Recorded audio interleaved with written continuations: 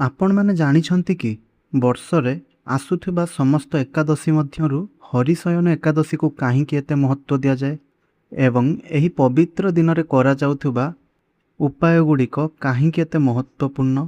ଯଦି ଜାଣିନାହାନ୍ତି ତାହେଲେ ଏହି ଭିଡ଼ିଓଟିକୁ ଶେଷ ପର୍ଯ୍ୟନ୍ତ ଦେଖନ୍ତୁ। ତେବେ ବନ୍ଧୁମାନେ ନମସ୍କାର, ଆପଣମାନଙ୍କୁ ସ୍ୱାଗତ ଆମର ଏହି ଚ୍ୟାନେଲ ବାସ୍ତୁ ଟିପ୍ସ ଓଡ଼ିଆକୁ। ବନ୍ଧୁମାନେ 25 ଜୁଲାଇ 2026 ଶନିବାର ଦିନ ପଡ଼ୁଅଛି ପବିତ୍ର ହରିଶୟନ ଏକାଦଶୀ। ଧାର୍ମିକ ମାନ୍ୟତା ଅନୁସାରେ ଏହି ଦିନ ଭଗବାନ ଶ୍ରୀହରି ବିଷ୍ଣୁ କ୍ଷୀରସାଗରରେ ଯୋଗ ନିଦ୍ରାକୁ ପ୍ରବେଶ କରନ୍ତି ଏବଂ ଏହି ଦିନଠାରୁ ଚତୁର୍ମାସର ଆରମ୍ଭ ହୋଇଥାଏ। ତେଣୁ ଏହି ଦିନର ପୂଜା, ବ୍ରତ ଓ ଉପାୟର ମହତ୍ତ୍ୱ ଅନେକ ଗୁଣା ବଢ଼ିଯାଇଥାଏ। ଶାସ୍ତ୍ରରେ କୁହାଯାଇଛି, ଯଦି ଏହି ପବିତ୍ର ଏକାଦଶୀରେ ଭକ୍ତି ଓ ଶ୍ରଦ୍ଧାର ସହିତ କିଛି ବିଶେଷ ଉପାୟ କରାଯାଏ ତେବେ ଭଗବାନ ବିଷ୍ଣୁଙ୍କର ଅପାର କୃପା ଲାଭ ହୋଇଥାଏ। ଘରେ ସୁଖ, ଶାନ୍ତି, ସମୃଦ୍ଧି ବଢ଼ିଥାଏ। ଆର୍ଥିକ ସମସ୍ୟା ଧୀରେ ଧୀରେ ଦୂର ହୋଇଥାଏ ଏବଂ ଜୀବନର ଅନେକ ବାଧା ମଧ୍ୟ କମ୍ ହେବାକୁ ଲାଗିଥାଏ। ସେଥିପାଇଁ ଆଜିର ଏହି ଭିଡ଼ିଓରେ ମୁଁ ଆପଣଙ୍କୁ ହରିଶୟନ ଏକାଦଶୀରେ କରାଯାଉଥିବା ଦୁଇଟି ଅତ୍ୟନ୍ତ ସରଳ ଏବଂ ପ୍ରଭାବଶାଳୀ ଉପାୟ ବିଷୟରେ କହିବି, ଯାହା ଆପଣଙ୍କ ଜୀବନରେ ସକାରାତ୍ମକ ପରିବର୍ତ୍ତନ ଆଣିବ। ତେଣୁ ଭିଡ଼ିଓଟିକୁ ଶେଷ ପର୍ଯ୍ୟନ୍ତ ଦେଖନ୍ତୁ। ଆଉ ଚ୍ୟାନେଲଟିରେ ନୂଆ ଥିଲେ ଚ୍ୟାନେଲଟିକୁ ସବସ୍କ୍ରାଇବ୍ କରନ୍ତୁ। ଭିଡ଼ିଓଟିକୁ ଶେଷ ପର୍ଯ୍ୟନ୍ତ ଦେଖନ୍ତୁ ଆଉ ଭିଡ଼ିଓଟିକୁ ଲାଇକ୍ କରିକି ଯାଆନ୍ତୁ। କମେଣ୍ଟ ବକ୍ସରେ ଯଦି ଆପଣ ସତରେ ଭଗବାନ ଶ୍ରୀହରି ବିଷ୍ଣୁଙ୍କୁ ବିଶ୍ୱାସ କରନ୍ତି, ଭକ୍ତି କରନ୍ତି, ତେବେ କମେଣ୍ଟ ବକ୍ସରେ ଶ୍ରୀହରି ବିଷ୍ଣୁ ଭଗବାନ ବୋଲି ନିଶ୍ଚୟ ରୂପରେ ଲେଖିଦିଅନ୍ତୁ ଏବଂ ଭିଡ଼ିଓଟିକୁ ଅନ୍ୟମାନଙ୍କ ସାଥିରେ ସେୟାର ନିଶ୍ଚୟ ରୂପରେ କରନ୍ତୁ। ତେବେ ବନ୍ଧୁମାନେ ଏବେ ଚାଲନ୍ତୁ ଜାଣିବା ଉପାୟ ଗୁଡ଼ିକ ବିଷୟରେ। ତ ସର୍ବପ୍ରଥମେ ଜାଣନ୍ତୁ ପ୍ରଥମ ଉପାୟଟି ଆପଣ କିପରି କରିବେ।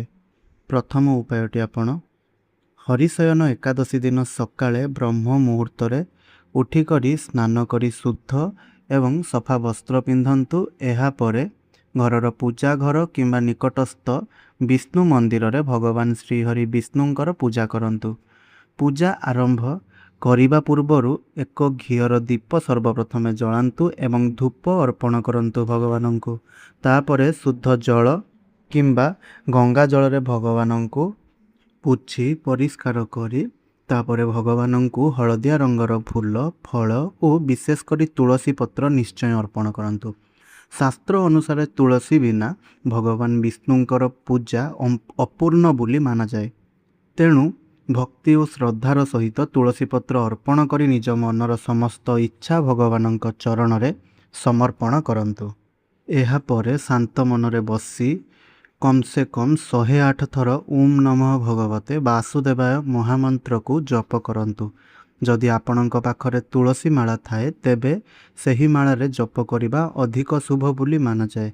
ଧାର୍ମିକ ମାନ୍ୟତା ଅନୁସାରେ ହରିଶୟନ ଏକାଦଶୀରେ ଏହି ଉପାୟ କଲେ ଭଗବାନ ଶ୍ରୀହରି ବିଷ୍ଣୁ ପ୍ରସନ୍ନ ହୁଅନ୍ତି। ଏହା ଫଳରେ ଆପଣଙ୍କ ପରିବାରରେ ସୁଖ, ଶାନ୍ତି ଓ ସମୃଦ୍ଧି ବୃଦ୍ଧି ପାଏ।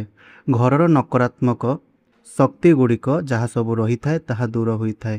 ଆର୍ଥିକ ସମସ୍ୟା ଧୀରେ ଧୀରେ କମ୍ ହେବାକୁ ଲାଗିଥାଏ ଏବଂ ଜୀବନରେ ସଫଳତାର ନୂଆ ରାସ୍ତା ଖୋଲିବାର ଆଶା ମଧ୍ୟ ରହିଥାଏ। ସେଥିପାଇଁ ଏହି ପବିତ୍ର ଦିନରେ ଏହି ସରଳ ଉପାୟଟି ନିଶ୍ଚୟ କରନ୍ତୁ। ଦ୍ୱିତୀୟ ଉପାୟଟି କହିବାକୁ ଗଲେ ଏହି ଉପାୟଟିକୁ କିପରି କରିବେ ତାହା ଜାଣନ୍ତୁ। ହରିଶୟନ ଏକାଦଶୀ ଦିନ ସନ୍ଧ୍ୟା ସମୟରେ ସୂର୍ଯ୍ୟ ଅସ୍ତ ପରେ ଘରର ପୂଜା ଘର କିମ୍ବା ଅଗଣାରେ ଥିବା ତୁଳସୀ ଗଛ ପାଖକୁ ଯାଆନ୍ତୁ। ପ୍ରଥମେ ତୁଳସୀ ଗଛ ଚାରିପାଖକୁ ସଫା କରନ୍ତୁ। ତାପରେ ଏକ ଛୋଟ ମାଟିର ଦୀପ କିମ୍ବା ପିତ୍ତଳର ଦୀପରେ ଶୁଦ୍ଧ ଦେଶୀ ଘିଅ ଭରି ଗୋଟିଏ ବତୀ ଲଗାଇ ଦୀପଟିକୁ ପ୍ରଜ୍ୱଳନ କରନ୍ତୁ। ଦୀପ ଜଳାଇବା ପରେ ହାତ ଯୋଡ଼ି ଭଗବାନ ଶ୍ରୀହରି ବିଷ୍ଣୁଙ୍କୁ ଏବଂ ମା ଲକ୍ଷ୍ମୀଙ୍କୁ ପ୍ରଣାମ କରନ୍ତୁ। ମା ତୁଳସୀଙ୍କୁ ପ୍ରଣାମ କରିସାରିବା ପରେ ନିଜ ମନରେ ନିଜ ପରିବାରର ସୁଖ, ଶାନ୍ତି, ଉତ୍ତମ ସ୍ୱାସ୍ଥ୍ୟ ଓ ଧନ ସମୃଦ୍ଧି ପାଇଁ ପ୍ରାର୍ଥନା କରନ୍ତୁ। ଏହାପରେ ଓମ୍ ନମଃ ନାରାୟଣାୟ ନମଃ କିମ୍ବା ଓମ୍ ନମଃ ଭଗବତେ ବାସୁଦେବାୟ ମନ୍ତ୍ରକୁ 108 ଥର କିମ୍ବା 21 ଥର ଜପ କରନ୍ତୁ। ଏହାପରେ ନିଜ ସାମର୍ଥ୍ୟ ଅନୁସାରେ କୌଣସି ଗରିବ, ଅସହାୟ କିମ୍ବା ଆବଶ୍ୟକତା ଥିବା ବ୍ୟକ୍ତିଙ୍କୁ ଦାନ କରନ୍ତୁ। ଦାନରେ ଆପଣ ଚାଉଳ, ଡାଲି, ଅଟା, ଫଳ, କଦଳୀ, ହଳଦିଆ ବସ୍ତ୍ର, ଦକ୍ଷିଣା କିମ୍ବା ରନ୍ଧା ଅନ୍ନ ଦେଇପାରିବେ। ଦାନ କରିବା ସମୟରେ ମନରେ ଏହି ଭାବନା ରଖନ୍ତୁ ଯେ ଏହି ସେବା ଭଗବାନ ବିଷ୍ଣୁଙ୍କୁ ସମର୍ପିତ ଅଟେ। ଯଦି ଏହି ଦିନ କୌଣସି ଗରିବ ବ୍ୟକ୍ତି ନ ମିଳନ୍ତି ତେବେ ନିକଟସ୍ଥ ମନ୍ଦିର, ଗୌଶାଳା କିମ୍ବା କୌଣସି ସେବା ସଂସ୍ଥାରେ ମଧ୍ୟ ଦାନ କରିପାରିବେ। ମନେ ରଖନ୍ତୁ, ଦାନର ପରିମାଣ ବଡ଼ ହେବା ଆବଶ୍ୟକ ନୁହେଁ। ଏହା ଶ୍ରଦ୍ଧା ଓ ନିଷ୍ଠାର ସହିତ କରାଯାଇଥିବା ଛୋଟ ଦାନ ମଧ୍ୟ ବହୁତ ପୁଣ୍ୟଦାୟକ ବୋଲି ମାନାଯାଏ।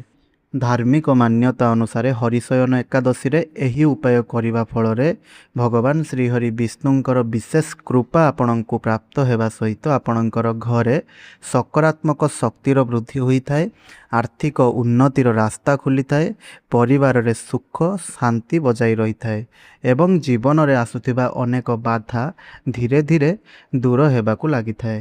ତେବେ ବନ୍ଧୁମାନେ, ଆପଣ ଏହି ଦୁଇଟି ଉପାୟ ମଧ୍ୟରୁ କେଉଁ ଉପାୟଟି କରିବେ ତାହା ଆମକୁ କମେଣ୍ଟ ବକ୍ସରେ ଲେଖିକରି ଜଣାନ୍ତୁ।